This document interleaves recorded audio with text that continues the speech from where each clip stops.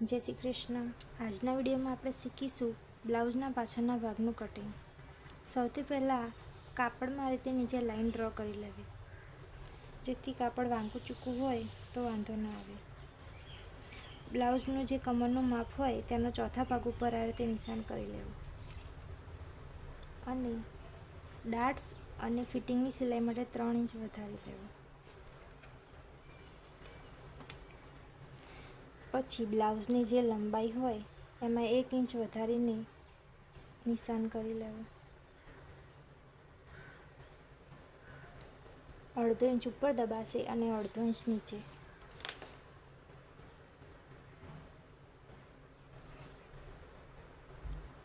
પાછળ દોરીવાળું ગળું હોય તો 2 ઇંચ લઈશું અને શોલ્ડરનું માપ જે હોય તે લઈ લઈશું.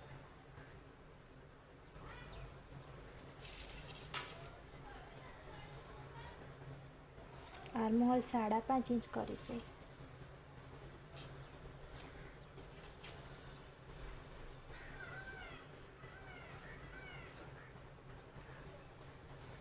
આ રીતે બંને લાઈન જોઈન્ટ કરી લઈશું.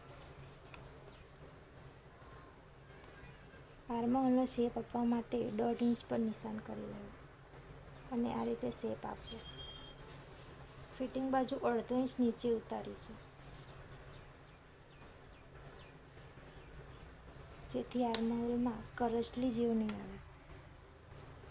ગળા માટે બ્લાઉઝમાં જે નીચેની પટ્ટી હોય તેનું માપ લઈ લેવાનું અને 1 ઇંચ વધારી દેવું.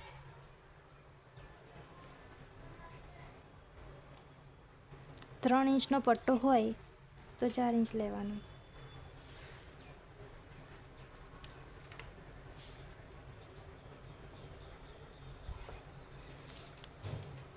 ગળાનો શેપ તમારે જેવો આપવો હોય તેવો આપી દેવો. ગોળ હોય તો આ રીતે આમ ગોળાઈમાં આપી દેવું.